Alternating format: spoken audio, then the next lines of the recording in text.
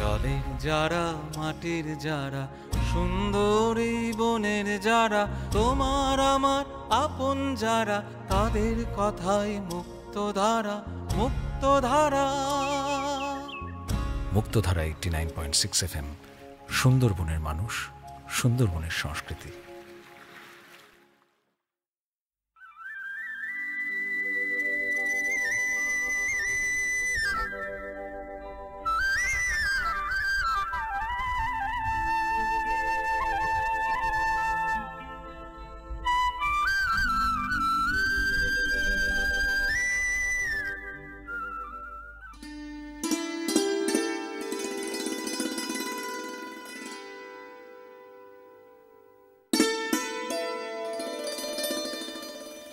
নমস্কার, আপনি শুনছেন মুক্তধারা 89.6 FM, সুন্দরবনের মানুষ, সুন্দরবনের সংস্কৃতি। আজকের আমাদের কৃষি বিষয়ে প্রথম অনুষ্ঠান, চাষের কথা। এটি একটি রেডিও ম্যাগাজিন। এই রেডিও ম্যাগাজিনে আপনারা নিয়মিত শুনতে পাবেন বিভিন্ন ধরনের অনুষ্ঠান। এখন শুনবেন রেডিও প্রতিবেদন, জৈব চাষ। আমি আছি আপনার সঙ্গে শ্রেয়া। চাষের কথা অনুষ্ঠানটি পরিবেশিত হচ্ছে মুক্তধারা 89.6 FM রেডিওর সৌজন্যে। কৃষিপ্রধান দেশ ভারতবর্ষ। ভারতবর্ষের উন্নয়নে অনেক অংশ নির্ভর করে কৃষকদের উপর। এই জন্যে কৃষক বন্ধুদের দরকার উন্নত পদ্ধতিতে চাষাবাদ এবং সঠিক পদ্ধতি ব্যবহারের মাধ্যমে দেশের কৃষিক্ষেত্রকে উন্নত করা। তাই আমাদের দক্ষিণ 24 পরগনা হলো কৃষি বান্ধব এলাকা। সুন্দরবন মূলত নদীমাতৃক এলাকা হওয়ায় এখানকার মাটি লবণাক্ত প্রকৃতির। এই জন্যে এখানকার কৃষক ভাইরা অনেক পরিশ্রম করে, মাথার ঘাম পায়ে ফেলে সোনার ফসল ফলায়। এই কারণে দেশের অর্থনীতি উন্নয়নে কৃষক ভাইদের অবদান অনেক বেশি। তাই কৃষক ভাইদের কথা ভেবে আজকের আমাদের আয়োজন চাষের কথা। এই চাষের কথা অনুষ্ঠানের বিষয় হলো জৈব চাষ। এখন আমাদের স্টুডিওতে উপস্থিত রয়েছেন পাথর প্রতিমা ব্লকের দিগম্বরপুর অঞ্চলের কৃষক বন্ধু তরুণ জানা মহাশয়। ইনি বহুদিন ধরে জৈব চাষ করে আসছেন। এনার কাছ থেকে শুনবো কিভাবে দীর্ঘদিন ধরে জৈব চাষ পদ্ধতিটি কাজে লাগিয়ে চাষাবাদ করছেন। নমস্কার জানাই তরুণ বাবুকে। প্রথমে শুনবো আপনার কাছে জৈব চাষ কি, আপনি কিভাবে এই জৈব চাষ করছেন? জৈব চাষ বলতে আমাদের আগে তো বাবা মারা তখন তো রাসায়নিক ছিলই না, পরপর কিছু কিছু আর হয়েছে। কিন্তু আমি দীর্ঘদিন, আজ অনেক দিন গরুর চাষ থেকেই, গরুর চাষও করতাম প্রায় জৈবর উপরে নির্ভর করে। বেশিরভাগ তখন জৈব বলতেই খোলের উপর নির্ভর করতাম বেশি। তারপর গরু বাছুর তখন ছিল, তখন টমাইকে এতভাবে প্রক্রিয়া করে এটা জানতাম না। পরে পরে কিছু কিছু সরকারি ট্রেনিং বা আলোচনার মধ্যে গিয়ে এটা শিখে ধীরে ধীরে এটাকে করতে শুরু করলাম। বিভিন্ন রকম চাষবাস আমার আছে, ধান চাষ বা কলাই চাষ বা অন্যান্য বাগান চাষ টাছ কিছু কিছু আছে। যদিও সবজি চাষ তত বেশি করি না, আমার প্রয়োজন মাফিক বাড়ির প্রয়োজন যতটুকু করি, তার মধ্যে যতটুকু বাড়ি বাজারে যায় সেটাই। হলেও আমি সম্পূর্ণটা জৈবর উপরে সবসময় নির্ভর করি, এইভাবে চাষটা করি। যদিও চাষি আমি খুব বড় চাষি নয়, খুব প্রান্তিক চাষি, নিজের প্রয়োজন মতো চাষবাসগুলো করি। আমাদের এই গ্রাম বাংলায় জৈব চাষ ঠিক কতটা পরিমাণে হচ্ছে বলে আপনি মনে করেন? আমাদের গ্রামে জৈব চাষ মানে প্রায় নেই। আমরা মুষ্টিমেয় কয়েকজন টুকিটাকি করি, না হলে নেই, সেরকম খুব কম। আমরা এই আলোচনার অংশ নিতে গিয়ে যা দেখেছি, খুব কম সংখ্যক কিছু কিছু করছে, এখন পরিচয় হচ্ছে, খুব সামান্য। আচ্ছা তরুণবাবু, আপনি তো অনেক দিন ধরেই চাষাবাদ করে আসছেন, তা আপনি কোন কোন সিজনে কোন কোন ফসল চাষ করেন? আমি সব আমাদের মোটামুটি সিজনগুলো যেমন চাষবাস তো ব্যবসায়ী ভিত্তিক আমার নেই, তবে নাহলে বাড়ির প্রয়োজনে যেভাবে চাষগুলো করতে হয় করি। আর ধানটা আমার কিছুটা জায়গা আছে, সামান্য জায়গা, 3-4 বিঘে জায়গা, এটা ধান চাষটা সিজনে মানে বর্ষার সিজনে করতে হয়। আর অন্য সিজনে ধান চাষ করি না, কলাই চাষটা করি। এটাই বলুন, ব্যবসায়ী ভিত্তিক বলুন, যা বলুন ওটাই।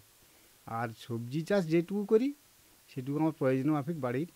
আর ভুট্টা কিছুটা চাষ করি আমি একটু, ব্যবসায়ী বলুন যা বলুন, সেটা আমার বিক্রি হয় না, আমার বাড়ির গরুর খাবার বলুন, মুরগি বলুন আর মাছ বলুন, এখানে আমার চলে যায়।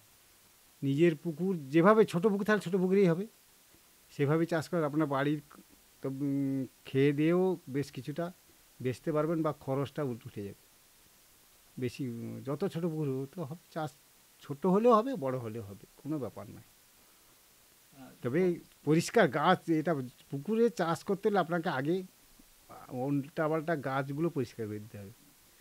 আপনি নারকেল গাছ লাগিয়ে দেবেন পুকুর পাড়ে, তা নারকেল তো ফলবে, কিন্তু পুকুরটাকে আমার কোনো ক্ষতি করলো না, পুকুরের জলটাও ব্যবহার করা যাবে, কোনো অসুবিধা নেই। মাছ তো এখন তো সাধারণত রুই, মৃগেল, কাতলা এগুলো আছে, তার সঙ্গে কার্প জাতীয় মাছ কিছু কিছু থাকে, যেমন সিলভার কাপ, তারপরে পদ্ম বাটা একটা আছে, তারপরে তেলাপিয়া কিছুটা ছেড়ে দিতে পারেন অল্প স্বল্প করে, যেমন পুকুর সেরকম তার ভাগ করে অল্প স্বল্প দিতে হবে। বা এই যে যেটা হচ্ছে জাপানি পুঁটি বলে, সেটাও কিছুটা রাখা যায়।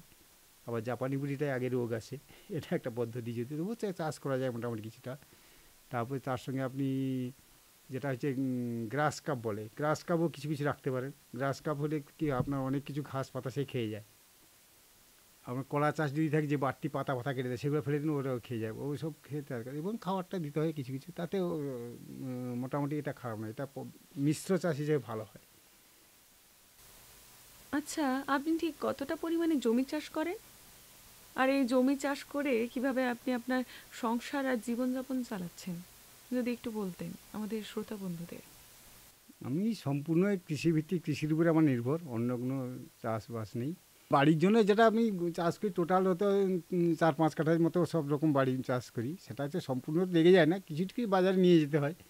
মাছ চাষেও কিছুটা আছে, অল্প স্বল্প করি, যেটা বাড়ির আমার খাওয়ার নিজের কাজে লাগে, আর অল্প স্বল্প বিক্রি হয় কিছুটা, সেটা মানে হয়ে যায় আর কি। আপনি তো অনেক দিন ধরেই এই জৈব চাষ পদ্ধতিটি কাজে লাগিয়ে আসছেন, তা আপনি এই জৈব চাষ পদ্ধতি কোথায় থেকে কিভাবে শিখেছেন? জৈব চাষের পদ্ধতিটা প্রথম ওই সরকারি যেসব কিছু কিছু ট্রেনিংগুলো হয় বা আলোচনাগুলো হয়, সেখানেই আমার প্রথম 2-3 বার গেছি। ওটা বিভিন্ন সংস্থার আন্ডারে হয়। আর জনসংস্কৃতিও 2-3 বার আমি আলোচনায় ছিলাম, এবং যেখানে অনেকগুলো খুব ভালোই আলোচনা হয়েছিল জৈব চাষ সম্পর্কে, সেগুলো নিখুঁতভাবে, এবং তার জৈব সার, ওষুধ কীভাবে তৈরি করতে হয় তার পদ্ধতিগুলো, ওখানে ট্রেনিংয়ে একটু খুব কম কম বলতো, কিন্তু এখানে ট্রেনিংয়ে খুব সুন্দর করে বলা হয়েছিল 2বার, যেটা আমি কিছুটা সম্পূর্ণ না হলে কিছুটা চেষ্টা করি সেগুলোকে ব্যবহার করার। জৈব চাষ করতে হলে আপনাকে কিছু না কিছু তো ঔষধ প্রয়োগ করতে হয়, আপনি কোন ধরনের ঔষধ প্রয়োগ করেন? জৈব সারে জৈব ওষুধ তৈরি করা যায়, আমরা নিজেরা বাড়িতে তৈরি করে নিতে পারি, তবে তার উপকরণগুলো আমাদের রাখতে হবে। যেমন ধর নিম পাতা, তার নিম গাছের চাষ করতে হবে। আর জৈব ওষুধ কি যদি মুরগিটার কেউ পেয়ে যান সেটা হলে ভালো, না পেলে খোলের উপর নির্ভর করে করতে হয়। সেবারে বিভিন্ন রকম, আমি একটা পাতা পেলাম না আর একটা গাছের পাতা দিয়ে করলাম, নিম পাতা পেলাম না কঞ্জা পাতা দিয়ে করলাম, বা আর অন্যান্য পাতা আছে বিভিন্ন রকম, পেয়ারা পাতা, তাই বিভিন্ন দশপর্ণী যেটা বলা হয়, যে গরু খায় না যে পাতা, সেই পাতাকেই সবচেয়ে ওষুধে কাজে লাগে। বিভিন্ন রকম পাতা আছে, বলুন আর সার বলুন, গরু একটা অ্যাভেলেবেল, গরুর উপাদানটা আপনার প্রয়োজন। ঘাস পাতা অনেক জিনিস না থাকলে চলবে, কিন্তু গরুর যে জৈব উপাদানটা সেটা অবশ্যই আপনার প্রয়োজন, গমাই বলুন আর পেচ্ছাপ বলুন, এটা না হলে হয় না। তারপরে গরুর হাড় সার তো এখন পাওয়া যায় না, সেগুলো না হলে গরুর প্রত্যেকটা জিনিস তো কাজে লেগে যায়। এখনকার চাষাবাদ মানেই শুধু রাসায়নিক সার এবং ঔষধ, তো আপনি কি বলতে পারেন জৈব চাষ ও রাসায়নিক চাষের খরচের পার্থক্য ঠিক কতটা? খরচ তো রাসায়নিকে প্রচুর খরচ, এই যে ওষুধটা আমি এবছর ব্যবহার করি পরের বছর সেটা চলে না, আর অনেক খরচ, যারা চাষ করেন তারা বুঝতে পারছেন, এবং পরপর তার থেকে কত যে ক্ষতি হচ্ছে সেটা পরপর মাঠকে ক্ষতি করে দিচ্ছি। আর রাসায়নিক সারে প্রথম 1-2 বছর যেভাবে লাভ করা যায়, পরে তার হয় না, আর মাঠটাকে আমরা ক্ষতি করে ফেলছি। আর জৈব সারে যদিও ফসলটা ওর থেকে মনে হয় কম, কিন্তু খুব কম হয় না, ফসল হয় ভালো। এটা হলে চিরদিন, চিরন্তন, চিরদিনের জন্য, জমি কিন্তু ক্ষতি হয় না। যেটা এক কথা বলে, হাজার হাজার বছরের জমি চাষ আজ আমরা 10 বছর 20 বছর নষ্ট করে ফেলেছি, তার কারণটা হচ্ছে রাসায়নিক সার। আজ শুধু আমার এখানে নয়, টিভিতে সব জায়গায়, সব প্রদেশে, সব জায়গায় প্রচুর আলোচনা চলছে। এটা যদি চাষিরা একটু মন দিয়ে শোনেন বুঝতে পারবেন যে বলছে, শুধু আমার কথা নয়। আচ্ছা তরুণবাবু, রাসায়নিক চাষে যে খরচা বেশি তা আপনি কিভাবে বুঝলেন? হ্যাঁ, সেটা তো আমি নিজে চাষবাস করতাম আগে, তারপরে এখন যখন এই রাসায়নিক থেকে সরে এলাম তখন বুঝতে পারছি খরচ আমার কতটুকু। বিশেষ করে ওষুধ 5 টাকার ওষুধ 50 টাকায় কিনতে হতো, তাই এক বছরে একবারে বেশি ব্যবহার করা যায় না, তাই কত রকম আজ যে তার মান যত, তার পরের বছর সেই ওষুধ ব্যবহার করুন, সে কোনো কাজে লাগে না। নতুন নতুন ওষুধ আপনি কোম্পানি বের করবে, তা আপনাকে দিতে হবে, কোম্পানির উপর নির্ভর। কিন্তু ওষুধ, জৈব ওষুধ আপনি নিজে তৈরি করে বলুন, চিরদিন চিরন্তন, চিরদিনের জন্য। আজকেও লাগছে, পরের বছরও যতদিন থাকবে, মানুষ যতদিন চাষ করুন ততদিন থাকবে, ওর কোনো ক্ষতি নেই আর লস নেই, আর ওর পরিবর্তনে কিছু নেই। তরুণবাবু, আপনি যে জৈব চাষ করছেন তাতে আপনার জমির মান ঠিক কতটা ভালো বা খারাপ হচ্ছে আপনি যদি একটু আমাদের শ্রোতা বন্ধুদের বলতেন। রাসায়নিকের জমির মান তো কমে যাচ্ছে, যারা চাষ করছে তারা বুঝতে পারছে, এটা পরিষ্কার।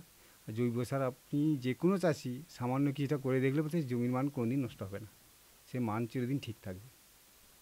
এবারে তাকে জৈব সার তো চাষ আমি বারবার করছি, যেটা আগে অতটা মানে আমাদের এইসব এলাকায় সারা বছর জমিগুলো চাষ হতো না, আর এখন সারা বছর জমিগুলো চাষ হচ্ছে একটার পর একটা। তাতে তো কিছুটা তো আমাকে মাটিকে দিতেই হবে, না হলে কী করে হবে।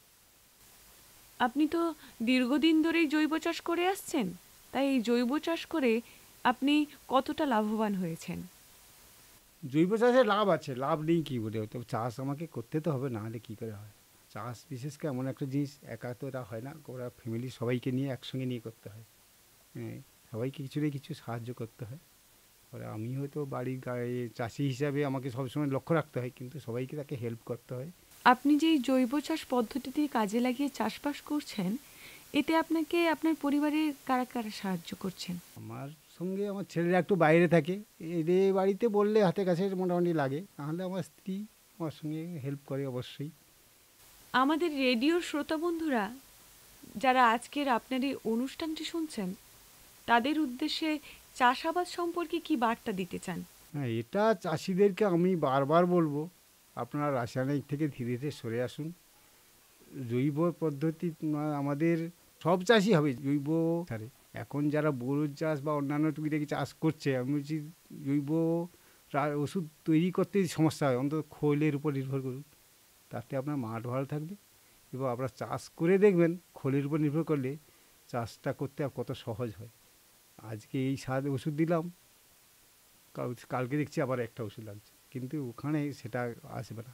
অনেক ভালোভাবে চাষ করতে খুব শান্তিতে চাষ করা যাবে, এত চিন্তা করতে হবে না। এটা এক পরিষ্কার সোজা কথা, চাষ করে দেখলেই বুঝতে পারবেন। মুক্তধারা 89.6 FM এর পক্ষ থেকে আপনাকে জানাই অসংখ্য ধন্যবাদ আপনার এই মূল্যবান সময় আমাদের সঙ্গে কাটানোর জন্য। সবাইকে নমস্কার এই অনুষ্ঠান শোনার জন্য। ধন্যবাদ। এতক্ষণ শুনলেন আজকের কমিউনিটি রেডিও প্রোগ্রাম চাষের কথা। কেমন লাগলো আমাদের রেডিও প্রোগ্রাম? যদি ভালো লাগে আমাদের অনুষ্ঠান, তাহলে আপনার ভালো লাগা সকলের সঙ্গে ভাগ করে নেবেন। এমনই বিভিন্ন স্বাদের বিচিত্র অনুষ্ঠানের সাক্ষী থাকতে আপনাকে শুনতে হবে মুক্তধারা 89.6 FM আর আমাদের ইউটিউব চ্যানেল মুক্তধারা MUKTADHARA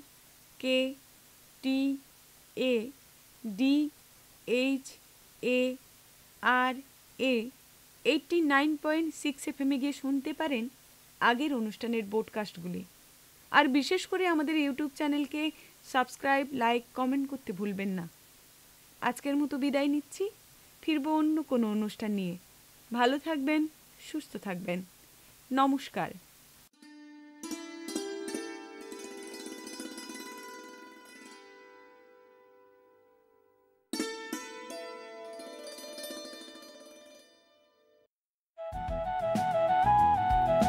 সুন্দরবনের মন, সুন্দরবনের প্রেম, মুক্তধারা রেডিও FM। মুক্তধারা 89.6 FM, সুন্দরবনের মানুষ, সুন্দরবনের সংস্কৃতি।